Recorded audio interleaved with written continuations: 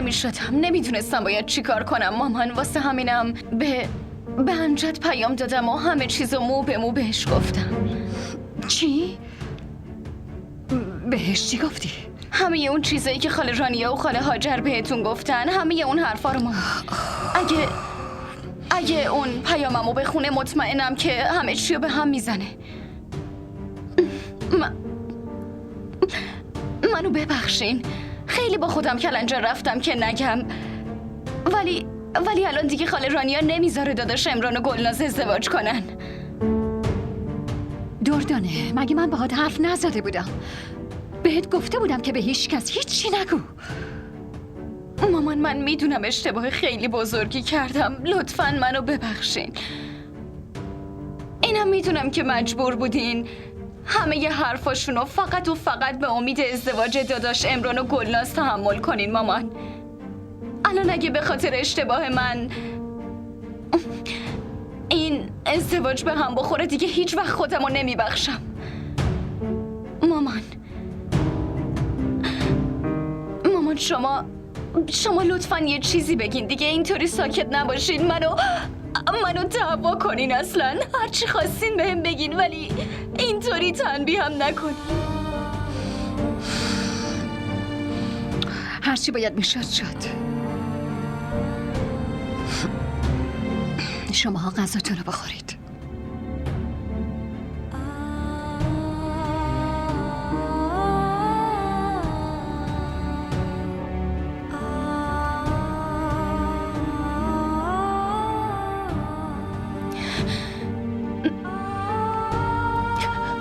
گلناز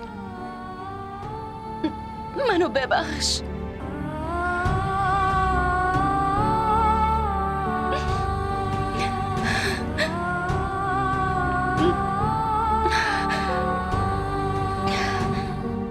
نجیب احمد، امجد کجاست؟ بیرونه. باشه برم پیشش. وایسا، هیچی بهش نگو. به بدبختی قبول کرده پیشمون بمونه. داشت از خونه میرفت. عقلش که نپریده، خودم باش حرف میزنم. عقل اون نزن، عقل تو پریده. چه لزومی داشت این کارا رو بکنی؟ اگه میخواستی که با دردانه ازدواج نکنه خب رک میگفتی. ته تهش چی میشد؟ ولی از اون عقل شیطانیت که استفاده کردی و این فیلمو درآوردی روی سر خودت خراب شد. الانم گفت که وقتی خیالش از فهیمه مطمئن بشه بلافاصله بتول رو طلاق میده. خودت فکر کن چی کار کردی؟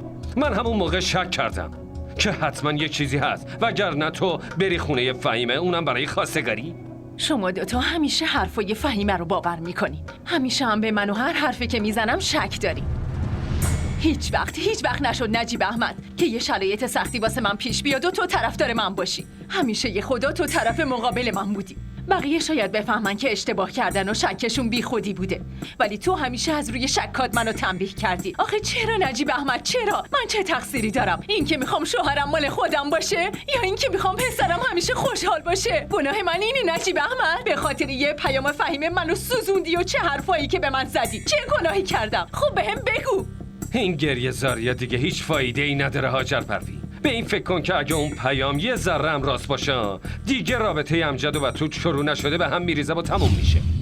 راستشو بگم من که از اول بهت اعتماد نداشتم، الانم دیگه این پسرت به اشکا با حرفات اعتماد نداره. فهمیدی؟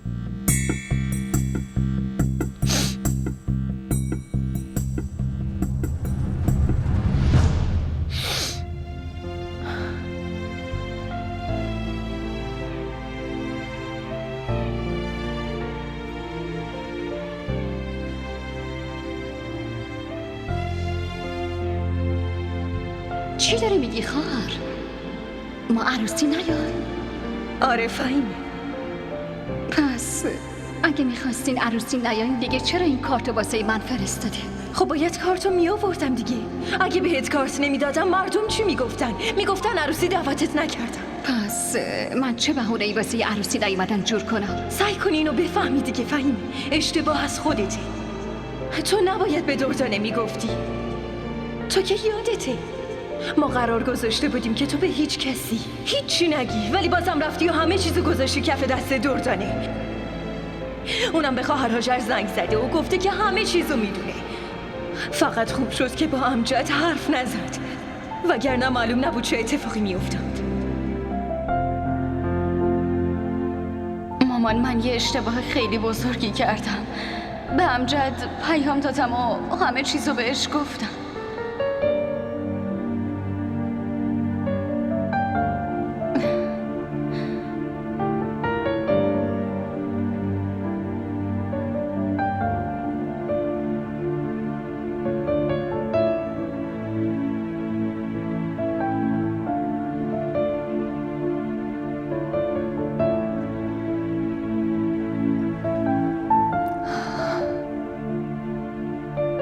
نمیخواد خیلی بهش فکر کنی. هرچی که شد شد دیگه. مامان چقدر خوشحال بود. من الکی این خوشیشو ازش گرفتم. تو اگه میخواستی به امجد پیام بدی، آخه چرا به مامان گفتی؟ ممکنه پیام تو ندیده باشه. خب شایدم دیده ولی به کسی نگفته و فعلا همه چی رو به راهه. الکی مامانو ناراحت کردی دردانه. من از این میترسیدم گلناز که اگه یکی دیگه به مامان این حرفو میزد، مامان فکر میکرد من فریبش دادم و ناراحت میشد. چی بگم؟ الان فقط میشه دعا کنیم که امجد اون پیامو ندیده باشه. اگه این حرف به خاله رانیا برسه که آخه این ازدواج رو کنسل میکنه. تو یه جوری ناراحتی که انگار قطعی شده بوده. ولی گلناز حرفش که شده بود آخه. چه فرقی میکنه؟ حرف باد حواس میاد میره. باشه، تو برو بخواب، خیلی دیر وقت شده. برو.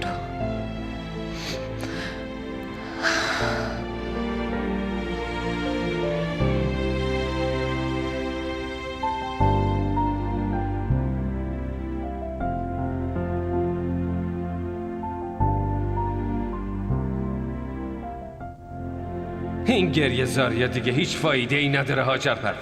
به این فکر کن که اگه اون پیام یه ذره هم راست باشه، دیگه رابطه امجد و تو شروع نشده به هم میریزه و تموم میشه. راستشو بگم من که از اول بهت اعتماد نداشتم، الانم دیگه این پسرت به اشکا و حرفات اعتماد نداره. فهمیدی؟ خیلی نقشه خوبی ریختی فهیمه.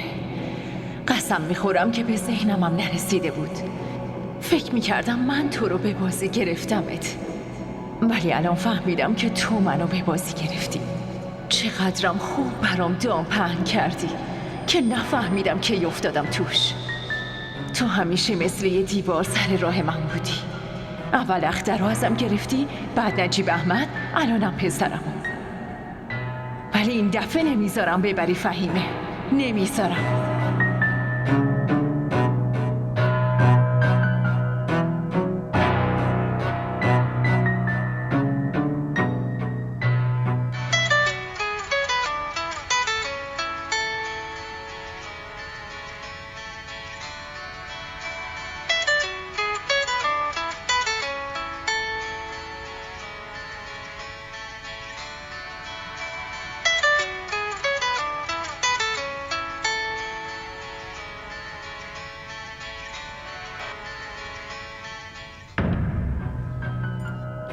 منو بیخواب کردی و خودت گرفتی خوابیدی. خوابو بهت حروم میکنم فهیمه.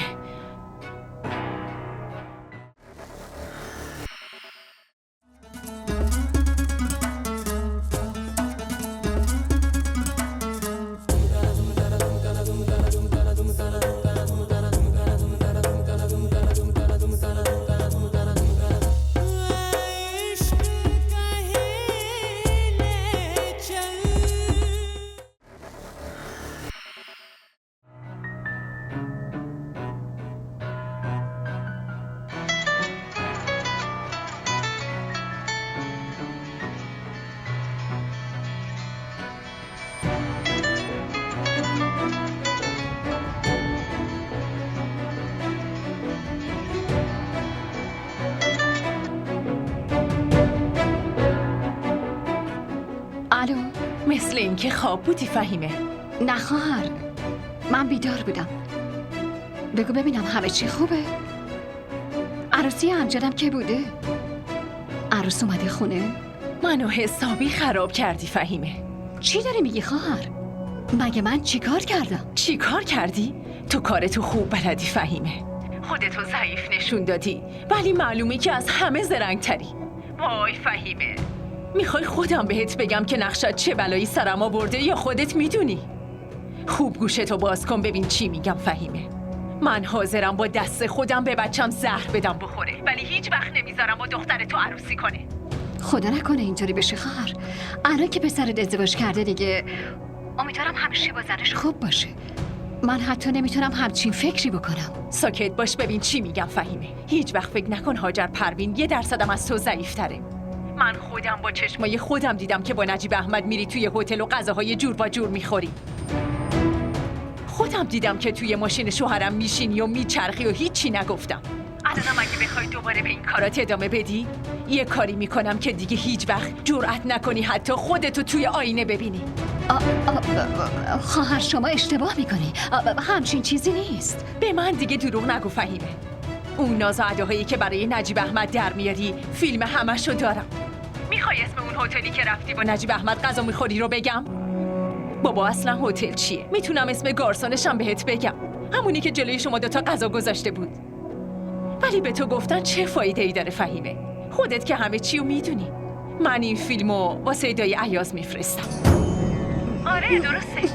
به دایی عیاز میگم چه ماری تو آستینش پرورش داده که دست از کاری زشتش بر نمیداره. اون سقفی هم که زیرش نشستی فهیمه خانوم، اگه اون سقفت بره اون وقت عقلت میاد سر جاش. نه خواهر، نه به خدا من هیچ کاری نکردم.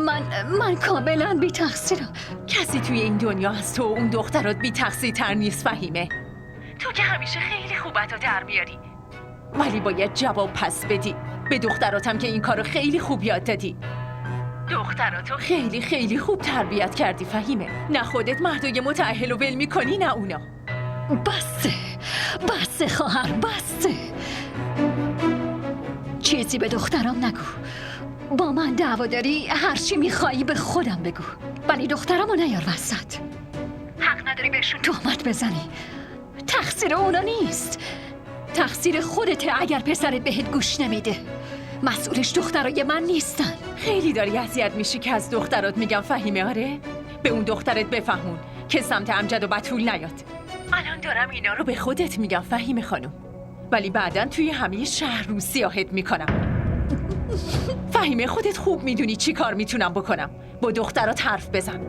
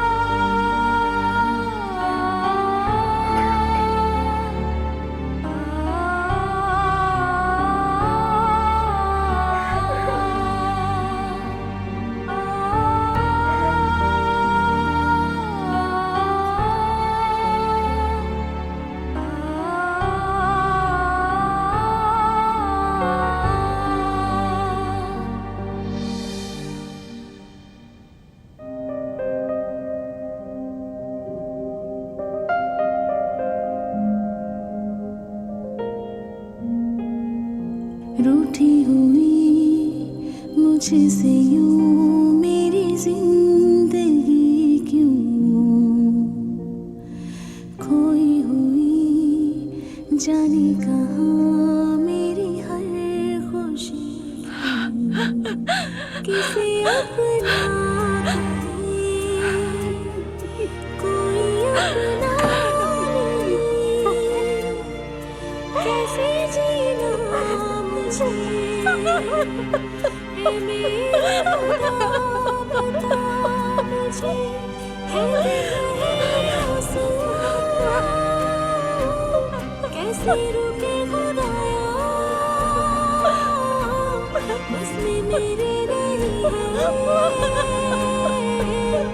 ऐ मेरे खुदा है सब जानता तू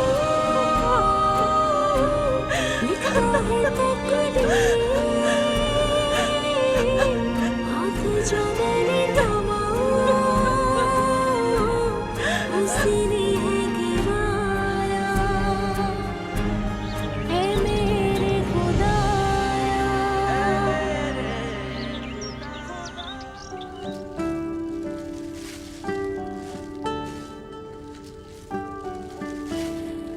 فریبا خیلی طول کشید حاضر شه.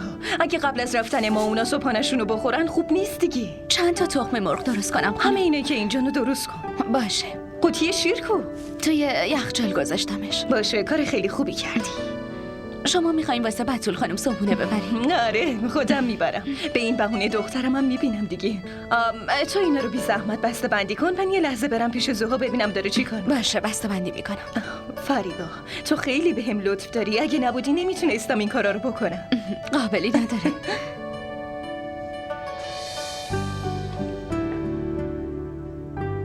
زوها جان،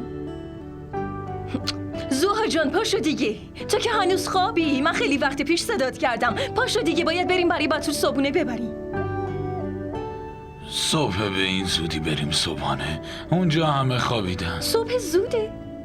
اصلا ساعتو دیدی؟ ساعت 10. زود پاشو دیگه. صبحانه رو آماده کردم. اگه دیر کنی سرد میشه. تو اول به خواهر زنگ بزن، نکنه ما بریم اونجا و خواب باشن. برو. زوها، تو هم چه حرفایی میزنی؟ الان زنگ بزنم بگم دارم براتون صبحونه میارم. کاری رو که باید کرد باید کرد. ما صبحونه رو میبریم. اگه خوابم باشن بیدار میشن. تو چرا هر چیزی رو انقدر بزرگش میکنی؟ یه بار بهت گفتم زنگ بزن، خب زنگ بزن دیگه.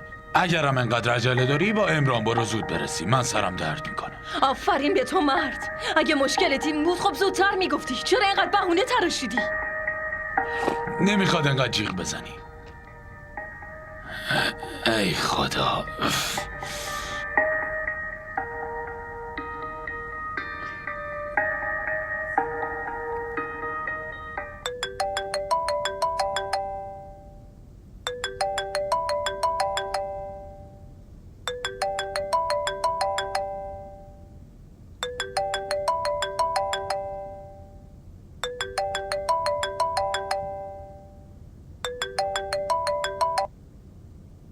بله رانیا. خب این زوها هم راست میگفت. تو الان خوابی خواهر؟ ساعت 10. من میخواستم براتون صبحونه بیارم. رانیا نیازی نیست تو بیای. الان که همه بیدارشن خودم بهشون صبحونه میدم. نمیخواد زحمت بکشی. زحمتی نیست خواهر، این یه رسم دیگه. بعدم دلم میخواد بتول رو ببینم. من نیم ساعت دیگه میام پیشتون. بابا رانیا صبحونه نمیخواد دیگه، خودم حاضر میکنم. تو نمیخواد زحمت بکشی، چرا حرفامو نمیفهمی؟ آخه خواهر، من از کی دارم تو آشپزخونه صبحونه آماده میکنم دیگه. من همیشه حرف تو رو قبول کردم، این دفعه حرف منو قبول کن. بابا رانیا آخه چرا لج میکنی دختر؟ الان دیگه دوریه این رسما نیست که. توی ولیمه همون میبینیم. خب دیگه همون بسه. الان الکی داری خودتو ما رو اذیت میکنی خواهر. آخه خواهر، من که اصلا اذیت نمیشم. همین یه دختر رو دارم دیگه. این رسمای کوچیکو واسه عروسی اون نیارم، پس کجا این کارو بکنم؟ پس دیگه نیاری. من الان دارم میام اونجا. باشه رانیا، هر کاری که دوست داری انجام بده. ممنون خواهر، ممنون. الان زودی میرسم. زودی میرسم. چی شده؟ هیچی نجیب احمد، تو فقط ساکت بگیر بخواب. همه بدبختی ها واسه منه بابا. ما را در شبکه‌های اجتماعی دنبال کنید.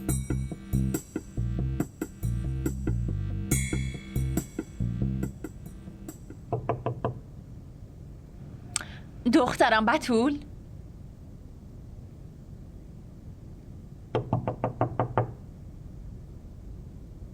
بتول؟ بتول؟ بتول؟ بتول؟ بتول دخترم چی شده؟ بتول؟ بتول پاشو چی شده؟ بتول؟ وای بتول تو چت شده؟ منو ترسوندی دختر. من که رو تخت خوابوندمت رو زمین چی کار میکنی آخه؟ باشو دخترم. بیا بشین اینجا. بشین. چی شده؟ چرا ناراحتی عزیزم؟ من که بهت گفتم همه چیز درست میشه، نگران نباش. ببین امجدم بعضی وقتا سر یه حرفایی قاطی میکنه، ولی بعدش قبول میکنه. من راضیش میکنم، بهت قول میدم. اون خیلی خوشبختت میکنه. فقط به خاطر دیشب منو ببخش. ببین اون پسر منه دیگه، من خیلی خوب میشناسمش. اون هیچ وقت ناراحتت نمیکنه. اصلا نمیتونه کسی رو ناراحت کنه. ببین بتول، الان مامانه داره میاد برات صبحانه بیاره. شاید بابات هم همراهش بیاد. اونا باهات حرف میزنن، از سوال میپرسن. ولی هر چیزی که شده اصلا نباید بهشون چیزی بگی. موضوع اینه که الان اینجا خونه توئه. هر مشکلی هم که اینجا داشته باشیم باید با هم دیگه حلش کنیم. اگه به مامانت یا بابات بگی الکی قضیه بزرگ میشه. ما که نمیخوایم موضوع بزرگ کنیم. متوجهی دخترم؟ آفرین. پاشو بریم صورتتو بشور باشه. نباید چهرت جلوی اونا انقدر غمگین باشه. به خودت برس. لباستم عوض کن. چشم. یه چیزی هم یادت باشه، من مادر شوهرت نیستم، من عمتم. برام از امجدم عزیزتری. نمیذارم هیچ ظلمی بهت بشه. بلند شو دخترم. برو به خودت برس.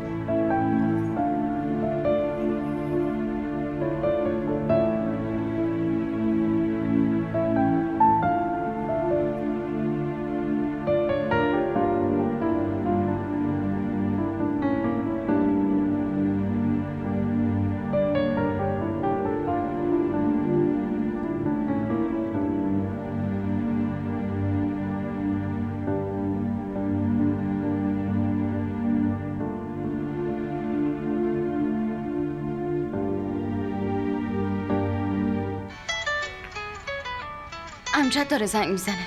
چی؟ آره امجده. گوشی رو بده من. مامان تو دیگه با امجد حرف نمیزنی هیچ وقت.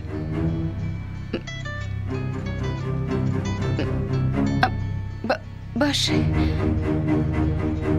موبایلت هم فعلا پیش من میمونه.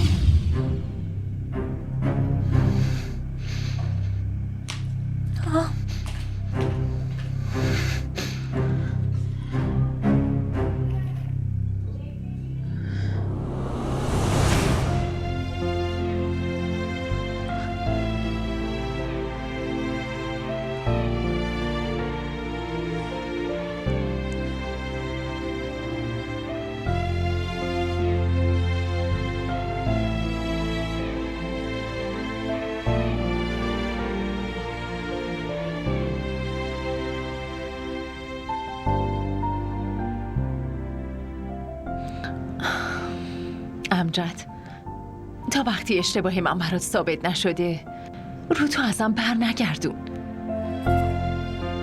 دیگه حس میکنم دشمنم تونسته به هدفش برسه. اینقدر از مامانت بدت میاد که نگاهشم نمی کنی؟ میخوای پاشی بری؟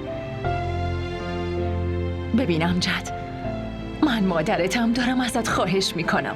آبروی من دست توه. تو رو به خدا نذار جلوی داداش و زن داداشم ذلیل شم پسرم. رانیا بازوها دارن میان اینجا. یکم از عصبانیتت کم کن و بیا بشین پیششون، باهاشون خوب باش. اونا هم پدر و مادرتن. اگه از این اتفاقات بویی ببرن دوتاییشون پس میافتن. تو رو خدا به فکر آبرون باش. بلند شو پسرم، برو تو اتاقت و لباستو عوض کن. باشه مامان، یه بار دیگه حرفتون رو گوش میدم، ولی یادتون باشه که تصمیمم هنوز سر جاشه. باشه امجد، اگه بهت ثابت شد که من خودم مقصرم، هر کاری که دلت خواست بکن. من جلوتو نمیگیرم. سر حرفتون هستین دیگه.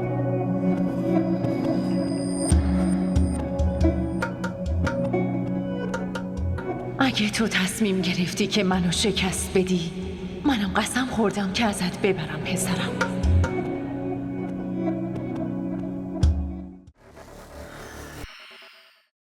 آبروی منو که جلوی همه بردی. منم این کارو نکردم ویدا. واقعا؟ پس کی گفت که تو این کارو بکنی؟ قلبم از اینکه تو رو از دست بدم ترسیدم. عشق من نمیذاره که تو مال کسی بشی. من اینجور عشقی نمیخوام که پدر و مادرمو به خاطر من بی‌آبرو کنه.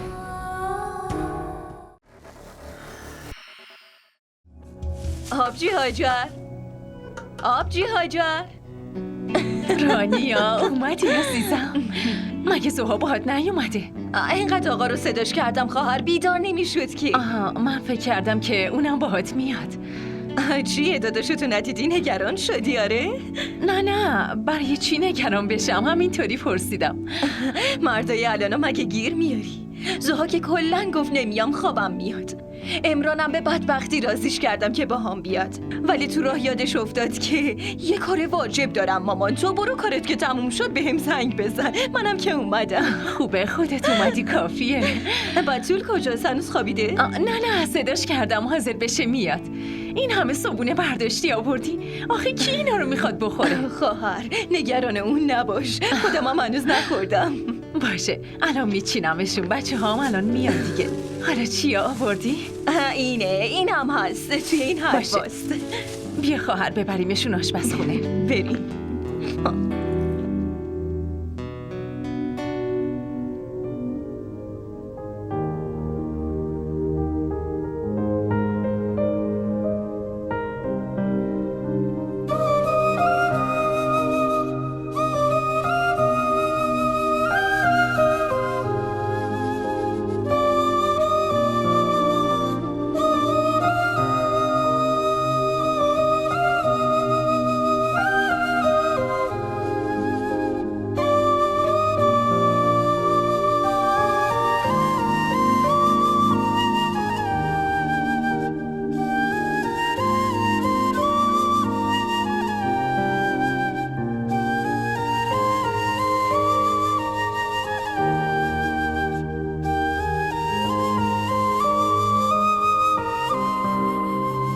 نجیب احمد کجاست؟ اون نجیب احمد هنوز خوابه. خب صداشون کن دیگه، بیان با هم دیگه صبونه بخوریم. کن بابا رانیا، نجیب احمد که صبونه خور نیست، بعد یه چیزی میخوره.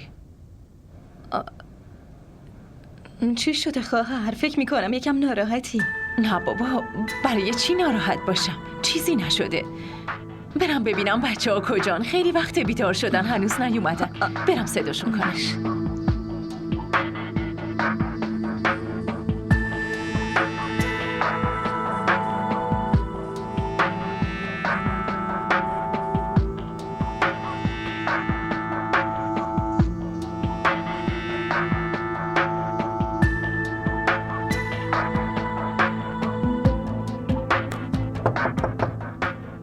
بله بفرمایید. بتول دخترم تو حاضر شدی؟ بله حاضر شد. گوش کن، امجد کجاست؟ رفته دستشویی. خیلی خوب، مامانت صبونه آورده، برو ببینش. ببین اون حرفایی که گفتم یادته؟ بله یادمه. تو برو، من امجدو میارم.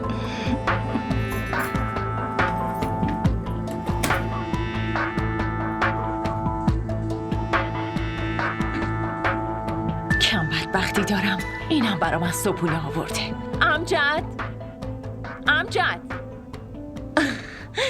بایتو عزیز دلم، حالت چطوره؟ فقط یه شب اومدی اینجا ها، اما حس میکنم چندین سال پیشت نبودم. دلم نیومد تو خونه چیزی بخورم. از صبح که پا شدم فقط میخواستم هرچی زودتر بیام پیشت ببینمت. بگو ببینم حالت چطوره؟ بیا بشی. میپرسی حالم چطوره مامان؟ من که خیلی خوبم، الانم پیشتون نشستم دیگه. خوشحالی دیگه؟ این چه سالیه مامان جان؟ معلوم نیست خوشحالم. دخترم لطفاً درست جواب منو بده. نه مامان، من خیلی خوشحالم، اونقدری خوشحالم که هر دختری بعد ازدواجش هست. آخه بتول من حس میکنم.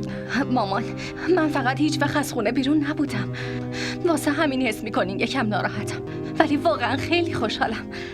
خب رانیا دیگه دخترتو دیدی خیالت راحت شد؟ آره. به زنداییت سلام کن دیگه. الان دیگه فقط زنداییت نیستا، مادر زنته. پس احترامش هم بیشتر شده. سلام علیکم.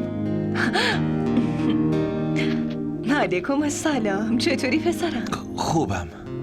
بریم صبونه بخوریم. بیا پسرم.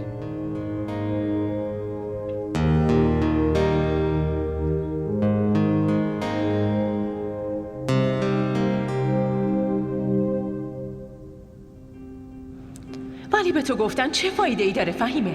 خودت که همه چی رو میدونی. من این فیلمو واسه دای عیاز میفرستم. آره درسته. به دای عیاز میگم چه ماری تو آستینش پرورش داده و دست از کار زشتش هم بر نمیداره.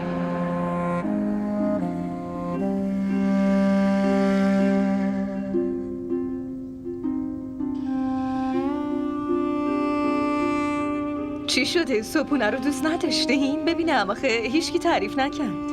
نه رانیا، هممون خوردیم که خیلی هم خوشمزه بود.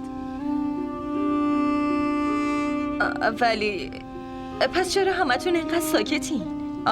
باشه خب بتول که اینجا تازه عروسه برای همین خجالت میکشه. ولی امجد پسرم اینجا که خونه خودته. بخور دیگه، بیا از این حلوا بخور. چشم میخورم. آره میخوری، ولی نه اونجوری که دامادم باید صبونه بخوره. چیه بتول؟ تموم شد؟ آره مامان، من خوردم. باشه خوبه. پس بیا اتاقتو نشونم بده ببینم اتاق دخترم چطوریه. آره بتول، پاشو برو اتاقتو به مامانت نشون بده. باشه مامان، بیاین بریم. بیا ببین. ما را در شبکه‌های اجتماعی دنبال کنید.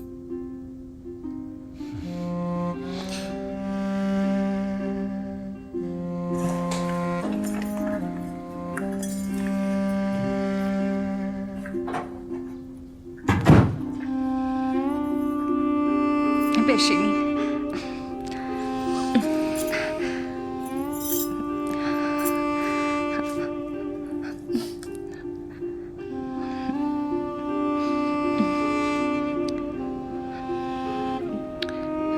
چی شده بتول؟ داری چی ازم مخفی میکنی؟ هیچی نیست مامان. چی رو بخوام ازتون مخفی کنم؟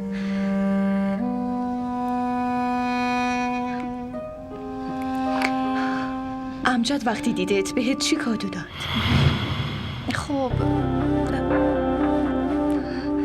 بتول دارم ازت میپرسم وقتی دیدت بهت چی کادو داد دخترم؟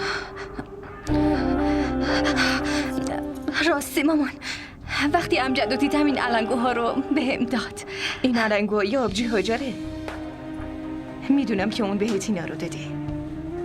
امجد بهت چی داده؟ برای چی بهم دروغ میگی؟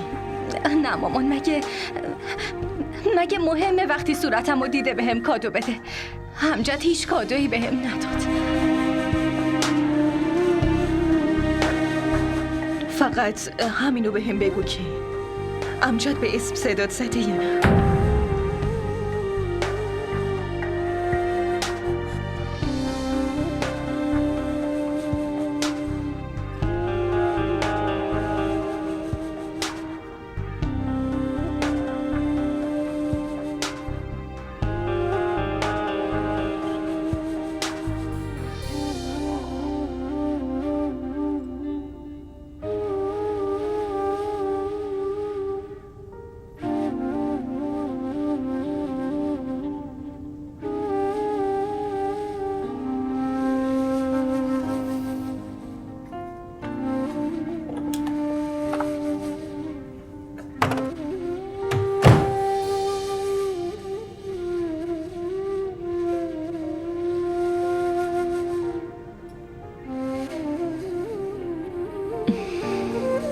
خواهر، حس میکنم این مشکل کوچیکی است. حتما یه چیزی شده دیگه. چطور مگه؟ بتول بهت چیزی گفته؟ گله‌ای کرده؟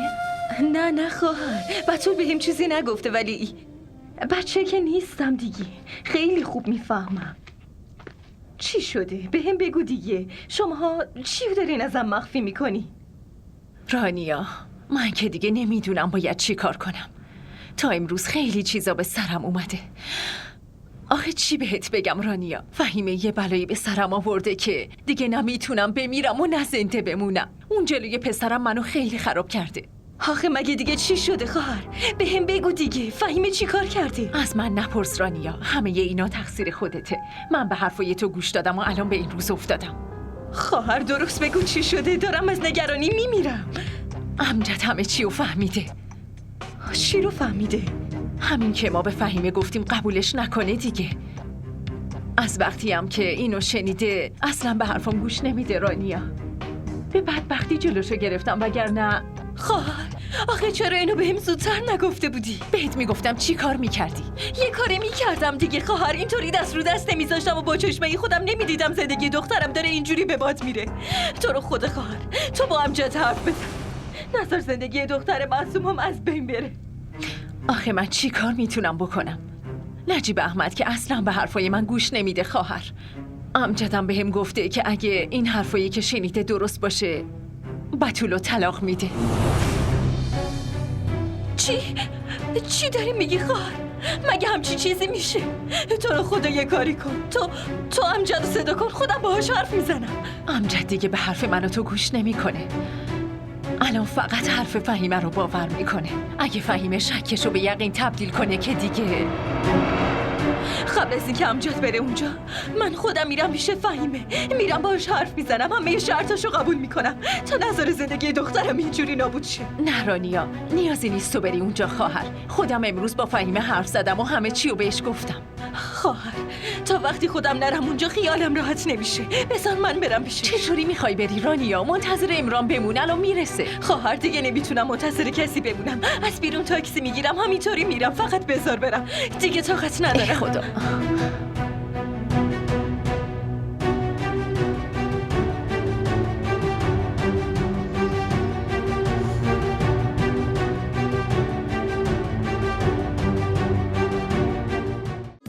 मालूम ना था तुम यूं मिलोगे, कितने सहेंगे सितम, आंसू बहेंगे, सांसें थमेंगी, कैसे छुपेंगे हम. DDTV ارائه کننده بزرگترین سریال های درامای ترکی، کره‌ای، پاکستانی دوبله شده به فارسی می باشد. لطفاً سابسکرایب کنید و عضوی از خانواده ما شوید.